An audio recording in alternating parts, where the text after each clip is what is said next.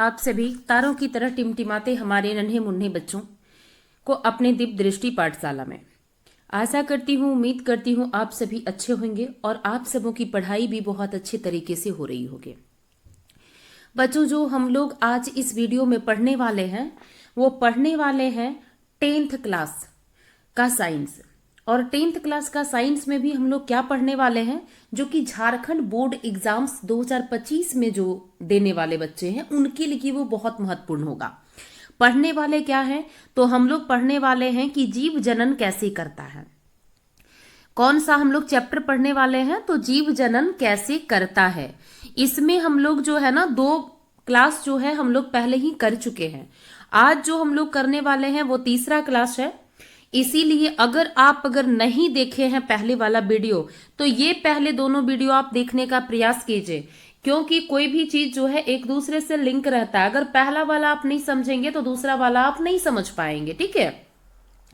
तो इसीलिए पहले ये जो है दोनों वीडियो को आप देखिए, अपना नोट्स बनाइए अच्छे से साफ सुथरे तरीके से, ताकि आप एग्जाम्स में अच्छे से रिवीजन करके जा सके, ठीक है। और जो है हम लोग आज तीसरा क्लास पढ़ने वाले हैं। एक बात और कि देखिए, जिस मुहिम के साथ, जिस आशा और उम्मीद के साथ हम इस प्लेटफॉर्म आप लोगों को प्रदान कर रहे हैं, वो थोड़ा सा आप लोग बना कर रखिएगा। इस वीडियो को ज्यादा से ज्यादा आप लोगों तक पहुंचाने का प्रयास कीजिए, ताकि जो गरीब से गरीब बच्चे हैं ना, उन सभी को एक अच्छी शिक्षा मिल सके। क्योंकि पैसे के अभाव में वैसे बच्चे जो हैं वो ट्यूशन नहीं कर पाते हैं, कहीं पे वो अच्छे से पढ़ नहीं पाते हैं। उन बच्चों तक आप पहुंचाने का काम कीजिए, जिनके लिए जो है ना एक क्या कहा जा सकता है, एक बहुत बड़ी कह सकते हैं उपलब्धि मेरी होगी कि उन बच्चों को हम शिक्षा पहुंचा पाए, उन बच्चों तक। तो आप लोग से उम्मीद आशा यही रहेगा कि उन बच्चों तक आप पहुंचाने का प्रयास कीजिए, ताकि वो लोग निःशुल्क शिक्षा का फायदा ले सकें। देखिए, ये जो है आपको स्क्रीन पर दिखाई दे रहा होगा 10th क्लास विज्ञान 10वीं बोर्ड परीक्षा। पहला हम लोग ये क्लास दे चुके हैं, आप इसको देख लीजिएगा, ठीक है। आगे अगर हम लोग बात करें तो आगे क्या यहाँ पे है, ये दूसरा क्लास भी आप लोगों को दिया जा चुका है, आप इसको भी देख लीजिएगा। आज जो हम लोग करने वाले हैं वो तीसरा क्लास हम लोग करने वाले हैं, ठीक है। और इसमें देखते हैं कि क्या क्या चीज को पढ़ना है। एक बार रिकॉल कर देते हैं। पहला वीडियो में हम लोग जनन पढ़े, ठीक है। जनन के प्रकार पढ़े कि जनन जो है ये 2 प्रकार का होता है, अलैंगिक और लैंगिक। यहाँ पे हम लोग फिर जो है अलैंगिक प्रकार जितने भी होते हैं, अलैंगिक जनन को पढ़े, फिर अलैंगिक जनन के हम लोग प्रकार को पढ़े हैं, है ना। ये पहला वीडियो में था। दूसरा वीडियो में हम लोग लैंगिक जनन पढ़े। अब लैंगिक जनन को हम लोग 2 तरीके से पढ़ते हैं, एक पादप में लैंगिक जनन और एक जंतु में लैंगिक जनन, ठीक है। तो पादप में जो लैंगिक जनन है उसको हम लोग दूसरा वीडियो में पूरा कवर कर चुके हैं। अब यहाँ पे आज जो पढ़ने वाले हैं जंतु में लैंगिक जनन पढ़ेंगे, लेकिन हम लोगों को जंतु का पूरे नहीं दिया है पढ़ने। हम लोगों को एक पार्टिकुलर जो है वो नाम दे दिया है कि मानव में लैंगिक जनन पढ़ना है, मतलब मनुष्य में लैंगिक जनन कैसे होता है इसको हम लोगों को पढ़ना है, ठीक है। तो चलो, यहां तक आशा उम्मीद करते हैं कि तुम लोगों को समझ में आया होगा। अब देखो, मानव में लैंगिक जनन की अगर हम लोग बात करें ना, तो जैसे ही हम लोग लैंगिक जनन की बात करेंगे, सबसे पहले तो बहुत बार बता चुके हैं, फिर से एक बार रिपीट कर देते हैं कि लैंगिक जनन में सबसे पहले 2 पेरेंट्स की भागीदारी होती है। किसकी भागीदारी होती है? 2 पेरेंट्स की भागीदारी होती है ना। जब तक 2 पेरेंट्स नहीं भागीदारी होगी तब तक लैंगिक जनन नहीं हो सकता है। अब यहाँ पे जब 2 पेरेंट्स की भागीदारी होगी तो 2 पेरेंट्स क्या होते हैं, या तो वो नर होगा या तो वो मादा होगा, है ना। यही दोनों की भागीदारी से एक नए संतान की उत्पत्ति हो जाएगी, है ना। चलिए आगे बढ़ते हैं। अब देखिए, जो नर रहेंगे, ठीक है, यानी पुरुष रहेंगे, उनके लिए नर जनन तंत्र है, और जो मादा रहेंगे उसके लिए यानी स्त्री के लिए मादा जनन तंत्र है, ठीक है। तंत्र जो है बता चुके हैं कि एक वैसा अंग जो पाचन में अगर भाग लेता है तो सभी अंग को मिलाकर एक शब्द में कहते हैं पाचन तंत्र है ये।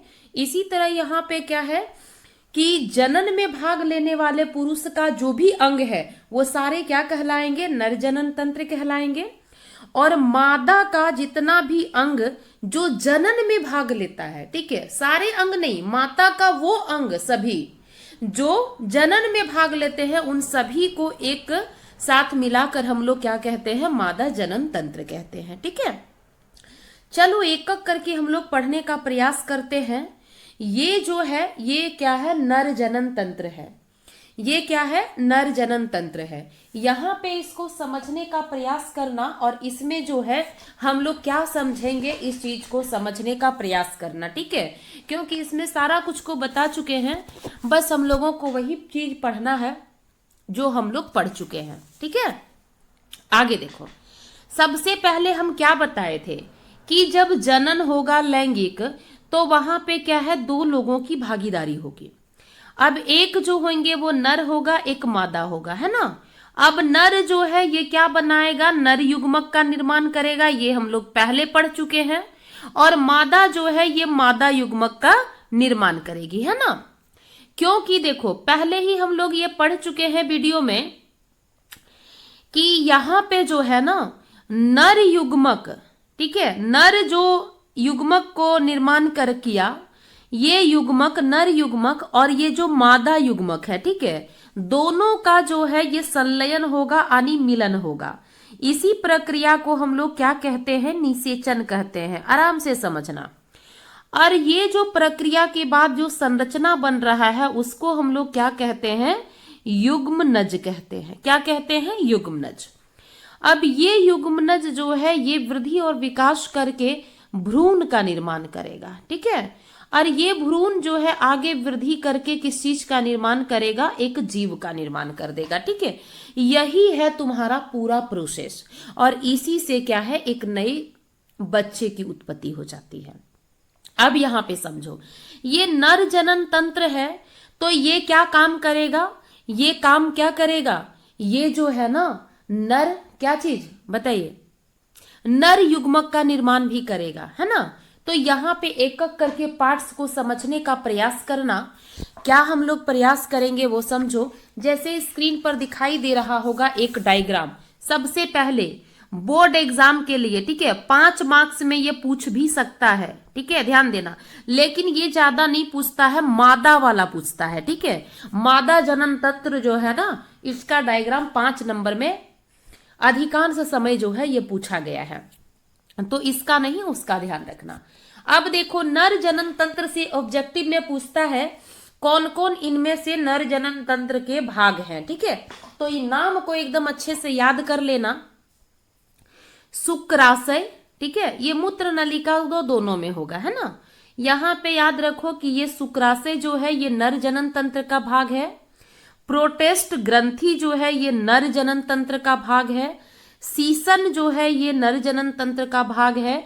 वृषण जो है नर जनन तंत्र का भाग है। वृषण कोश और शुक्रवाहिनी, मतलब ये जो है ना 1 2 3 4 5, ठीक है, 5 जो है बहुत इंपॉर्टेंट है। आपका 3 जो है ये दे देगा, एक मादा जनन अंग का नाम लिख देगा। ठीक है, फिर आपको वहां पे सही गलत का आंसर करना है। तो ध्यान दीजिएगा, वृषण और वृषण कोश जो है ये मादा जनन तंत्र का अंग है। शुक्रवाहिनी, शुक्राशय और प्रोस्टेट ग्रंथि, ये जो है ना शुक्राशय और प्रोस्टेट ग्रंथि जो है ये दोनों जो है एक प्रकार की ग्रंथि है। ठीक है, याद रखना, अगर पूछे कि नर जनन तंत्र में किस प्रकार की ग्रंथि पाई जाती है तो शुक्राशय ग्रंथि और प्रोटेस्ट ग्रंथि। ठीक है, अब यहाँ पे समझना, यहाँ पे क्या है कि ये जो वृषण है ना, ये वृषण क्या है, ये जो वृषण है यही क्या है, नर जनन अंग है। नर का जनन अंग जो है ये क्या है, वृषण है। ठीक है, वृषण जो होता है सबसे पहले ये उदर गुहा, उदर गुहा मतलब पेट के नीचे। ठीक है, उदर गुहा के बाहर जो है ना वृषण कोश में होता है। देखो ये जो तुम्हारा वृषण है ना ये वाला, ध्यान देना। ठीक है, ये वाला जो वृषण है, ठीक है, ये एक पेयर होता है। ये जो वृषण है ये एक थैला में बंद होता है जिसका नाम क्या है, वृषण कोश है। ठीक है, तो यही बात कहा जा रहा है कि उदर गुहा के बाहर वृषण कोश में वो स्थित होता है। क्या होता है? वृषण कोश में क्या स्थित होता है? तो वृषण होता है। वृषण जो है नर जनन अंग का है। ठीक है, अब यहां से आगे आओ। यहां पे देखो वृषण का काम क्या है। ये वृषण जो है ना, इसका मेन काम है शुक्राणु का निर्माण करना। क्या करना? शुक्राणु का निर्माण करना। ध्यान देना, ये पूछता है इसका काम क्या है। काम है शुक्राणु का निर्माण करना। दूसरा काम है हार्मोन का स्राव करना। दूसरा काम वृषण का क्या है? हार्मोन का स्राव करना। ये दो ही काम जो है ना वो पूछा जाता है और वृषण से इतना ही पूछता है। ठीक है, अब देखो ये जो है वृषण जो है, इससे अगर देखा जाए तो ये क्या करता है? शुक्राणु का निर्माण करता है। अब ये वृषण में शुक्राणु का निर्माण हो गया। ठीक है, इस वृषण में क्या हुआ? शुक्राणु का निर्माण हो गया। अब ये जो शुक्रवाहिनी है ना, ये शुक्रवाहिनी जो है ये लेके चलती है। किसको लेके चलती है? तो किसको लेके चलती है बताइए? ये शुक्राणु को लेकर आगे बढ़ती है। ठीक है, शुक्राणु को लेकर आगे बढ़ती है। और यहां पे क्या एक है, ये जो है ये क्या है? ये मूत्र नलिका है। ठीक है, इससे होते हुए ये जो है ना ये आगे बढ़ती है। ध्यान दीजिएगा, ये आगे बढ़ती है और सीसन से होते हुए मूत्र मार्ग की ओर से ये क्या होता है? इसको जहां जाना होता है वहां पे वो चला जाता है ना। अब यहां से देखिए वृषण का निर्माण हो गया, यानी नर युग्मक यहां पे बन गया है ना। नर युग्मक जो है यहाँ पे बन गया है। अब चलिए इसके बारे में थोड़ा पढ़ लेते हैं, उसके बाद हम लोग आगे बढ़ेंगे। ये सब हम लोग देख लिए कि नर जनन तंत्र में वृषण होता है, वृषण कोश होता है, शुक्रवाहिनी होता है, शुक्राशय होता है, प्रोस्टेट ग्रंथि होता है। ये दो जो है ग्रंथि है। ठीक है, ध्यान देना। आगे क्या कह रहा है कि वृषण क्या है? वही बातें, मानव में एक जोड़ी वृषण होता है। कितना वृषण होता है? एक जोड़ी, जिसकी आकृति जो होती है वो अंडाकार होती है। कैसी आकृति होती है? अंडाकार होती है। दोनों वृषण उदर गुहा के बाहर एक थैली में स्थित होते हैं, जिसे क्या कहते हैं? वृषण कोश कहते हैं। ठीक है, यहां से ऑब्जेक्टिव भी पूछ सकता है, सब्जेक्टिव भी पूछ सकता है। अब इसका हमेशा जो पूछता है वो काम पूछता है, जैसा कि भी बता चुके हैं। वृषण का काम है शुक्राणु का निर्माण करना और टेस्टोस्टेरोन हार्मोन का क्या करना? स्राव करना। ठीक है, अगर टेस्टोस्टेरोन नहीं याद रहेगा तो हार्मोन का स्राव करना भी लिख सकते हो, है ना। आगे कहता है कि शुक्राशय की क्या भूमिका है। तो शुक्राशय से शुक्राशय द्रव्य का स्राव होता है। किस चीज का स्राव होता है? शुक्राशय से शुक्राशय द्रव्य का स्राव होता है। यह शुक्राणुओं को पोषण प्रदान करता है। इसका काम क्या है? शुक्राशय द्रव्य क्यों हमको जरूरी है? तो ये जो शुक्राणु है ना, जिसको हम लोग नर युग्मक बोले, उसको ये पोषण प्रदान करता है, यानी खाना देता है। साथ ही उसको क्या करता है? गति भी प्रदान करता है। ये जो है ना कुछ इस टाइप का जो होता है वो आपका होता है शुक्राणु। ठीक है, इस टाइप का कुछ होता है। अब ये शुक्राणु जो है ना वो अंडाणु हम लोग पहले पढ़ चुके हैं, जो कि मादा जनन अंग है, उससे मिलने के लिए ये व्याकुल होता है। ठीक है, तो इस क्रम में वो गति करता है। ठीक है, अब जब गति ये करता है तो गति उसको कौन करवाने में हेल्प करता है? तो शुक्राशय करता है। ठीक है, ये ध्यान दीजिएगा। अब आगे अगर बढ़े तो कहता है प्रोटेस्ट ग्रंथि की भूमिका। कहता है कि यह एक अंतःस्रावी ग्रंथि है जो क्षारीय द्रव का स्राव करती है। मतलब देखिए द्रव का स्राव दोनों करती है। ठीक है, वो चिपचिपा होता है और द्रव का स्राव करती है। ये क्षारीय द्रव का स्राव करती है और इन्हीं द्रव्यों के साथ शुक्राणु जो है बाहर आता है और इसी लिक्विड के साथ जो है क्या होता है? शुक्राणु बाहर आता है, जिसे सामान्य रूप से क्या कहा जाता है? वीर्य कहा जाता है या तो सीमेन कहा जाता है। क्या कहा जाता है? वीर्य या तो सीमेन कहा जाता है। ठीक है, अब देखिए यहां के बाद अगर हम लोग चले तो आपको मादा जनन अंग। मादा जनन अंग में क्या है कि नर जनन अंग में हम लोग देखें कि नर युग्मक बनकर तैयार है। अब मादा जनन अंग हमको देखना है तो ये भी निम्न अंगों से मिलकर बना है, जैसे अंडाशय हो गया, अंडवाहिका हो गया, गर्भाशय हो गया। ये तीनों बहुत वीवीआई है, इसीलिए याद रखना 4-5 पार्ट्स है, लेकिन ये 3 ही पूछा जाता है। इसको डायग्राम से समझने का प्रयास करते हैं, है ना। ये जो तुम्हारे सामने ये स्क्रीन पर दिखाई दे रहा है, ये क्या है? ये मादा जनन अंग है। आराम आराम से समझना, ठीक है। ये क्या है, मादा जनन अंग है। अब यहाँ पे देखो, ये जो मादा जनन अंग है, यहाँ से सबसे पहले क्वेश्चन पूछेगा कैसे, तो सबसे पहला 5 नंबर का क्वेश्चन यहाँ से पूछा जा सकता है। और 5 नंबर का क्वेश्चन जो पूछा जा सकता है वो कैसे पूछेगा, ये डायग्राम जो है तुम्हारा पेपर में बना हुआ रहेगा 10th एग्जाम में। हो सकता है तुमसे ये लकीर जो है ना, तीर का निशान जो है हर जगह दे देगा और तुमसे ये पूछेगा वो कि इसका नाम क्या है, आप इस चित्र में दर्शाएं। ठीक है, ऐसे करके दे सकता है। बाकी दूसरा क्या है कि डायग्राम ही बनाने हो सकता है, कि चित्र ही बनाने तुम लोग को दे दे 5 नंबर में, लेकिन ज्यादातर ये सब में जो है ना चित्र बना रहता है, सिर्फ नाम दर्शाने देता है। ठीक है, तो सबसे पहली बात। दूसरी बात, जो ऑब्जेक्टिव में यहाँ से क्वेश्चन पूछेगा वो ये पूछ सकता है कि जैसे पूछेगा इनमें से कौन सा मादा जनन अंग के भाग है। 3 जो है मादा जनन नहीं है बोलेगा। ठीक है, इनमें से कौन सा मादा जनन अंग का भाग नहीं है। 3 जो है मादा जनन अंग का नाम लिख देगा और एक चौथा ऑप्शन जो है तुम्हारे सामने नर जनन अंग का भाग लिख देगा एक। ठीक है, यानी अंग लिख देगा। अब उसी को तुमको छांटना है, तो ये याद रहेगा, तभी आप छांट सकते हो ऑब्जेक्टिव में। जैसे यहाँ पे क्या है कि अंडवाहिका, जिसको अंडवाहिका का दूसरा नाम है फैलोपियन ट्यूब, ध्यान रखना, अंडवाहिका का दूसरा नाम क्या है, फैलोपियन ट्यूब है। हम अच्छे से एकदम बताएंगे। ठीक है, अंडाशय दूसरा हो गया, तीसरा गर्भाशय हो गया। ये 3 जो है ना रचना बहुत इंपॉर्टेंट होता है। बाकी ग्रीवा और योनि आप चाहते हैं तो दर्शा सकते हैं, नहीं चाहते हैं तो नहीं दर्शा सकते हैं। ठीक है, उतना इंपॉर्टेंट नहीं है। अब यहां से समझिए, ये 3 पार्ट जो है बहुत इंपॉर्टेंट है। कौन क्या है ये चीज बता देते हैं। ये देखो, ये जो रचना तुमको दिख रहा होगा ना, ये पपीता वाला रचना। कैसा, पपीता वाली रचना जो ये है ना, ये दोनों साइड जो है, एक बायां साइड और एक दायां साइड, दोनों साइड जो ये 2 रचना है, ये अंडाशय है। ये क्या है, अंडाशय।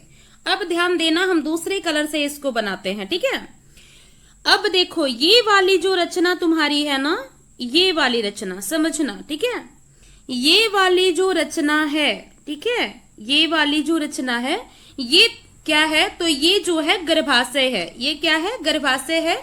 यहीं पे एक शिशु जो है वो माँ के गर्भ में जब रहता है, तो यहीं पे एक शिशु जो है 9 महीना तक पलता है। ठीक है, गर्भाशय में। तीसरी अगर रचना की अगर हम लोग बात करें, तो तीसरा जो है हम लोग दूसरे कलर से यहाँ पे दर्शाने का प्रयास करते हैं। ये वाली रचना देखो, ये नली के आकार का रचना होता है। ठीक है, ये कैसी रचना होती है, तो नली के आकार की होती है। और ये रचना जो है यही अंडवाहिका है, जिसका दूसरा नाम जो है ये फैलोपियन ट्यूब है।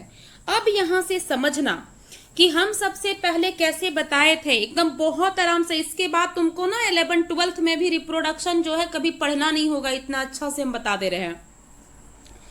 सोचो क्या यहाँ पे हम लोग देखने वाले हैं। ये क्या हम तुमको क्या बताए कि लैंगिक जनन तब होता है जहां पे 2 पेरेंट्स की भागीदारी होती है। 2 पेरेंट्स की भागीदारी मतलब यहाँ पे हम लोग पढ़ रहे हैं मानव जनन अंग तंत्र। अब देखो, मानव जनन तंत्र जो है, अब वहां पे क्या होगा कि मानव जो है लैंगिक जनन करेगा और एक नए संतान की उत्पत्ति करेगा। यही कहानी है ना। अब देखो प्रक्रिया क्या है, यहाँ पे पूरे अच्छे से समझा देते हैं। 2 पेरेंट्स मतलब नर और एक मादा। अब देखो, नर जो है ये क्या बनाएगा, ये नर युग्मक बनाएगा। क्या बनाएगा, नर युग्मक।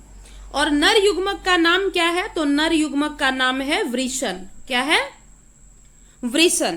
नर युग्मक का नाम नहीं है वृषण, ये अंग का नाम है। ठीक है, ध्यान रखना, नर युग्मक का अगर नाम पूछेगा तो अस्पर्म हो जाएगा। 1 सेकेंड फिर से बता रहे हैं, थोड़ा ऊपर लिखते हैं, रुको।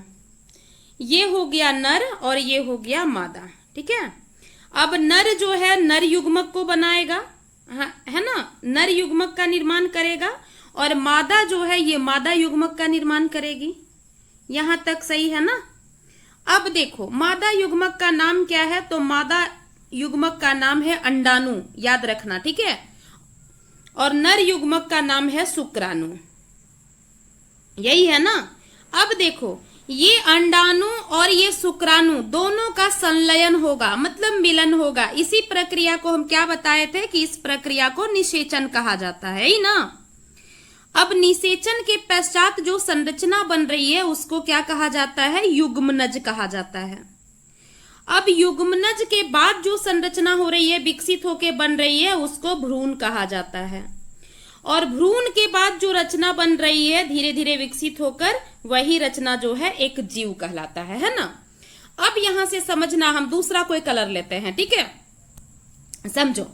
अब ये जो शुक्राणु और अंडाणु का जो मिलन होगा वो किस जगह पर होगा, तो हम लोग जो है नर जनन अंग जो है हम लोग देख चुके हैं। वहां से जो शुक्राणु निकल रहा है वो जो है कहाँ, अंडवाहिका, सॉरी ये क्या है, इस रास्ते जो है ये क्या करेगा, शुक्राणु जो है ये प्रवेश करेगा, ठीक है, इस रास्ते से प्रवेश करेगा और यहाँ पे दौड़ते चला जाएगा शुक्राणु। अब उधर से देखो, ये जो तुम्हारा है ना, ये पपीता वाला रचना जो बताए, ये तुम्हारा क्या है, ये अंडाशय है। यहीं पे अंडाणु का निर्माण हो रहा है। क्या हो रहा है, अंडाणु का निर्माण हो रहा है ना। अब ये अंडा और अंडाणु जो है ये नली में निकलकर बाहर ये जाता है, ये नली से निकलकर क्या हो रहा है, बाहर जा रहा है, ठीक है। और इधर से जो है शुक्राणु दौड़ते हुए जा रहा है। अब दौड़ते हुए जब जा रहा है तो दोनों जो है ना इस नली में कहीं पे भी ये मिल सकते हैं, इस नली में कहीं पे भी ये लोग मिल सकते हैं। और जब मिलेगा वैसे ही प्रक्रिया क्या कहलाएगी, निषेचन कहलाएगी, ठीक है। अब देखो यहां से पूछता है कि निषेचन की प्रक्रिया मादा जनन अंग के किस भाग में होता है, तो कहां पे होता है, अंडवाहिका में होता है या तो फॉलोपियन ट्यूब में होता है, ठीक है। अब दोनों का मिलन हो गया। मिलन होने के बाद देखो ये क्या बन गया, संरचना युग्मनज बन गया।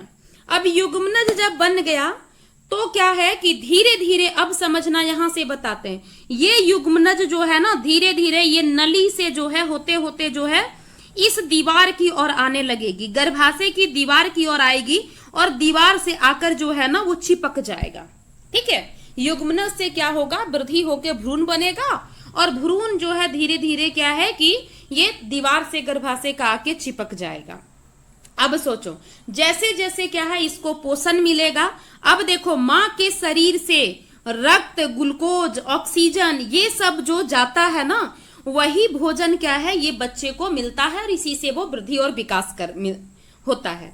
अब ये जो है रक्त खून और जो ग्लूकोज होता है, ऑक्सीजन होता है, ये पहुंचाने का काम कौन करता है इस भ्रूण को, तो ये प्लेसेंटा करता है। याद रखना कौन करता है, प्लेसेंटा करता है, ठीक है, जिसको अपरा भी बोला जाता है हिंदी में, अपरा या तो प्लेसेंटा। अब इसको ये भोजन मिलता है, पोषण मिलता है, धीरे धीरे विकसित होता है और एक बच्चा के रूप में जो है विकसित हो जाता है और यही जो है 9 माह के बाद ये बाहर चला आता है एक नई संतान के रूप में, ठीक है।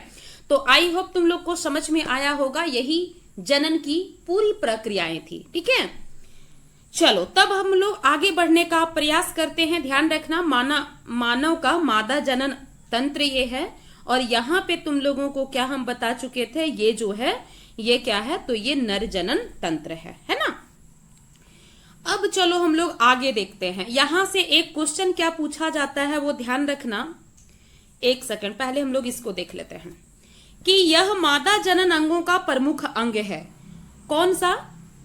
कौन सा मादा जनन अंगों का प्रमुख अंग है बताओ। अंडवाहिका तो हम लोग देख लिए, अंडाशय ये क्या है, ये अंडाशय है, ध्यान रखना, ठीक है। अंडाशय जो है मादा जनन अंग जो है इसका प्रमुख अंग है, ठीक है, क्योंकि इसी में ना अंडाणु का निर्माण होता है, जो अंडाणु का क्या करता है, निर्माण करता है, इसीलिए ये मुख्य अंग माना जाता है।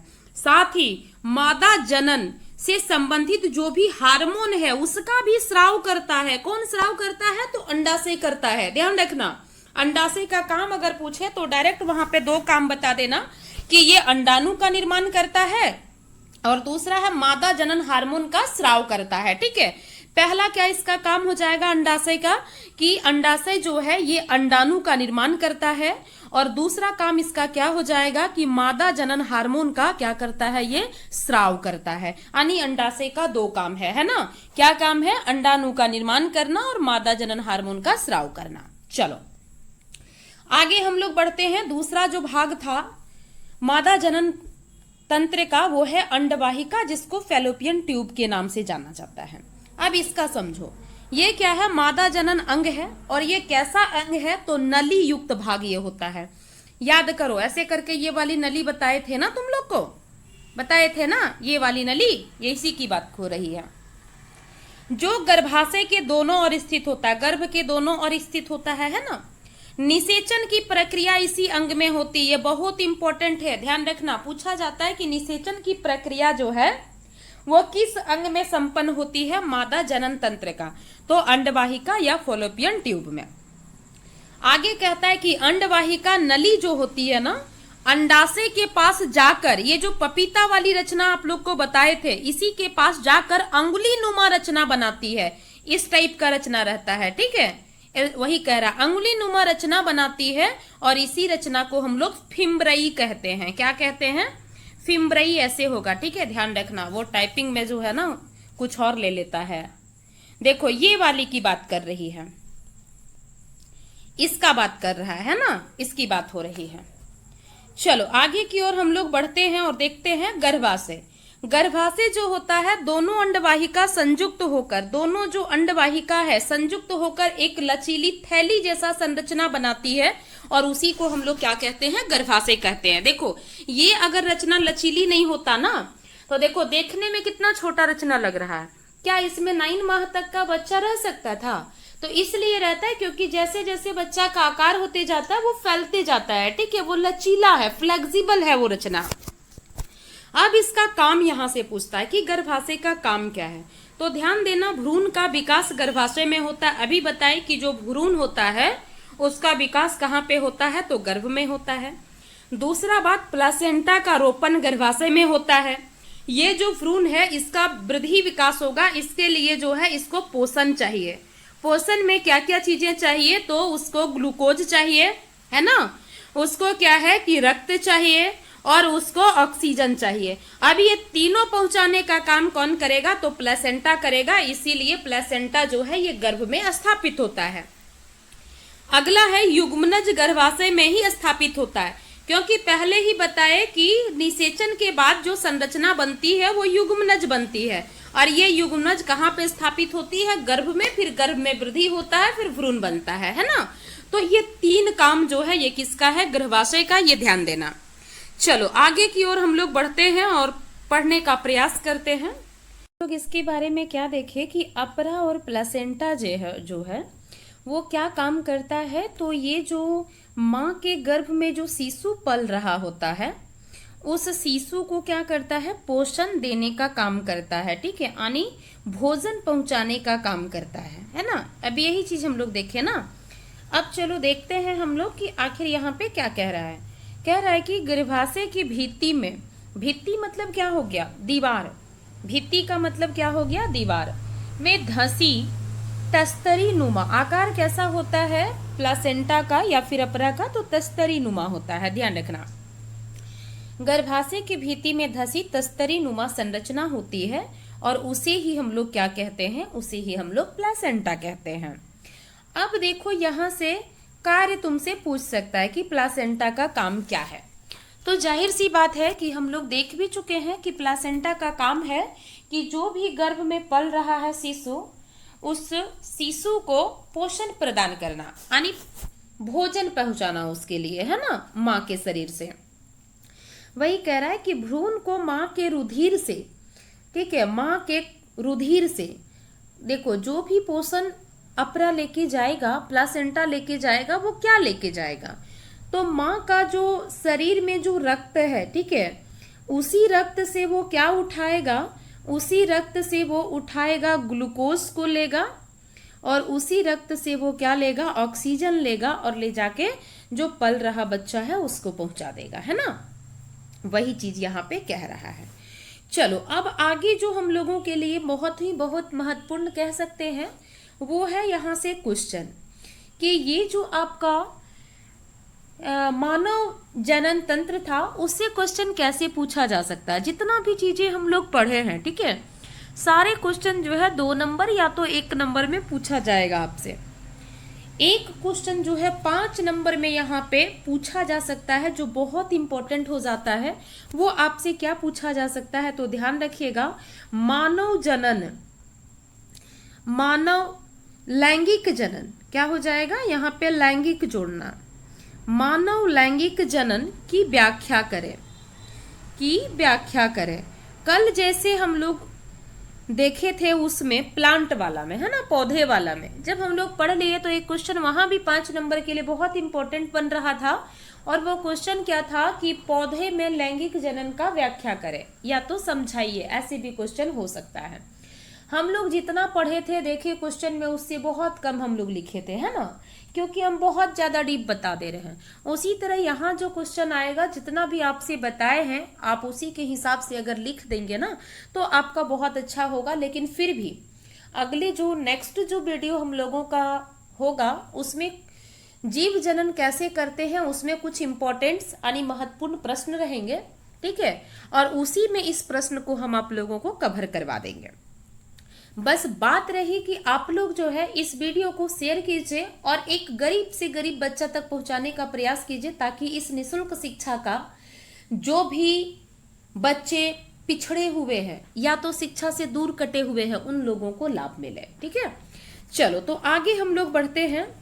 आगे क्या हम लोग को देखना है, तो हम लोग ऋतुस्राव, या तो फिर ऋतुस्राव को ही रजोधर्म कहा जाता है या फिर आवर्त चक्र कहा जाता है। क्या कहा जाता है, आवर्त चक्र कहा जाता है, ठीक है, ध्यान रखना। ये यहाँ पे त नहीं व होगा और यहाँ पे त होगा, है ना। आवर्त चक्र तीनों एक ही चीज का नाम है, एग्जाम में कंफ्यूज नहीं होना है, ठीक है। तो ये ऋतुस्राव, रजोधर्म और आवर्त चक्र क्या है, तो चलिए हम लोग देखते हैं कि ये क्या है, ये स्थिति कब आती है। तो ये स्थिति जो है, जैसे कि हम लोग अभी देख चुके हैं कि मानव जनन तंत्र की बात करेंगे तो वहां पे 2 जनन तंत्र मिलेंगे, एक नर जनन तंत्र और एक मादा जनन तंत्र। नर जनन तंत्र जो होगा ये क्या करेगा, ये नर युग्मक को बनाने में क्या करेगा, सहयोग प्रदान करेगा, और ये मादा युग्मक बनाने में सहयोग प्रदान करेगा। अब नर युग्मक का नाम क्या है, तो नर युग्मक का नाम है शुक्राणु, जिसको इंग्लिश में स्पर्म कहते हैं। और मादा युग्मक का नाम क्या है, तो मादा युग्मक का नाम है अंडाणु। ये दोनों का मिलन होता है जब, कहाँ पे, तो फैलोपियन ट्यूब में जब मिलता है तो इस प्रक्रिया को ही हम लोग कहते हैं निषेचन, है ना। अब इस प्रक्रिया के बाद फिर से वही बात, युग्मनज बनेगा, फिर भ्रूण बनेगा, फिर एक नए जीव की उत्पत्ति हो जाएगी। लेकिन यहाँ पे जो स्थिति ऋतुस्राव और रजोधर्म या आवर्त चक्र में होगा, वो क्या होगा कि जब गर्भाशय में अंडाणु का निषेचन नहीं होता है, ठीक है, तब ये स्थिति आती है। और वो स्थिति क्या है समझिए, कह रहा है कि यदि गर्भाशय में अंडाणु का निषेचन नहीं होता है तो यह नष्ट होने लगता है। क्या नष्ट होने लगता है, अंडाणु जो है ना ये नष्ट होने लगता है, ठीक है, गर्भ के अंदर ही। 28 दिन पूरे हो जाने के बाद यह टूटकर रुधिर, म्यूकस आदि के रूप में योनि द्वार होकर बाहर आने लगता है, जिसे ही हम लोग ऋतुस्राव या फिर रजोधर्म या आवर्त चक्र कहते हैं। जनरली अगर हम लोग देखें तो इसको हम लोग क्या कहते हैं, इसको हम लोग मासिक चक्र भी कहते हैं, है ना, ध्यान दीजिएगा। इसको हम लोग क्या कहते हैं, मासिक चक्र भी कहते हैं, पीरियड्स भी कहते हैं। खास कर ये जो है ये माताओं में होता है ना। चलिए तो आगे हम लोग बढ़ते हैं। और कब होता है ये ध्यान रखना, जब अंडाणु का गर्भाशय में निषेचन नहीं होगा तभी ये प्रक्रिया होती है ना, क्योंकि वही जो है दीवार, गर्भ का दीवार जो है गर्भाशय का, वही टूट कर जो है रुधिर और म्यूकस के रूप में जो है योनि द्वार से होकर बाहर हो जाता है। आगे है यहाँ पे रजो दर्शन। यहाँ समझना रजो दर्शन आखिर क्या है, तो रजो दर्शन कुछ नहीं है, पहला जो मासिक चक्र यानी रजोधर्म जो पहली बार होता है, यानी किसी भी माता का पहली बार जो मासिक आता है उसी प्रक्रिया को रजो दर्शन कहा जाता है, ध्यान देना, ठीक है। इसी में एक होता है रजो निवृत्ति। अब रजो निवृत्ति क्या है, तो समझना कि रजो धर्म चक्र का बंद हो जाना रजो निवृत्ति कहलाता है। और स्त्रियों में यानी माताओं में यह प्रायः 50 वर्ष की आयु में ये अवस्था आती है। तो यहाँ से 3 चीज आपको देखने को मिलेगा और तीनों अलग अलग है, ध्यान दीजिएगा। ऋतुस्राव, रजोधर्म या आवर्त चक्र, ये तीनों एक ही चीज है, या तो मासिक चक्र हम कहें, दूसरा है रजो दर्शन और तीसरा है रजो निवृत्ति। रजो दर्शन मतलब पहला मासिक चक्र का आना जो है वो रजो दर्शन कहलाता है। लगभग 12 से 13 वर्ष की उम्र में जो है ये देखने को मिलता है। और जब रजो धर्म यानी ऋतुस्राव या मासिक चक्र जब बंद हो जाता है, यानी वो 28 दिन 1 महीने में जो आता है वो बंद हो जाती है, तो उसी प्रक्रिया को रजोनिवृत्ति कहा जाता है। और स्त्रियों में ये प्रायः 50 वर्ष की अवस्था में देखने को मिलता है।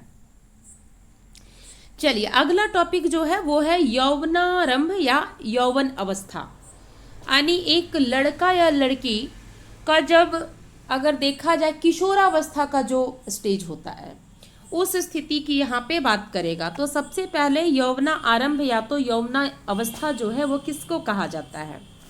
तो कहता है कि मनुष्यों में परिवर्तन का वह काल, मतलब एक कोई मनुष्य है, ठीक है, एक कोई मनुष्य है, इसके परिवर्तन का एक ऐसा काल है जब नर में शुक्राणु एवं मादा में अंडाणु निर्माण होना प्रारंभ हो जाता है तथा वह जनन के योग्य बन जाता है। इसी काल को हम लोग यौवना अवस्था कहते हैं।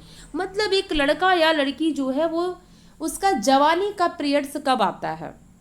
तो कहता है कि जवानी का पीरियड्स तभी आता है जब किसी भी नर यानी पुरुष में शुक्राणु निर्माण करने के योग्य वो बन गया और कोई मादा यानी माता है जो कि अंडाणु के निर्माण करने के योग्य बन गई, ठीक है, वो मतलब निर्माण करना प्रारंभ कर देती है, साथ ही वह जनन के योग्य बन जाती है। जनन के योग्य कब बनेगा?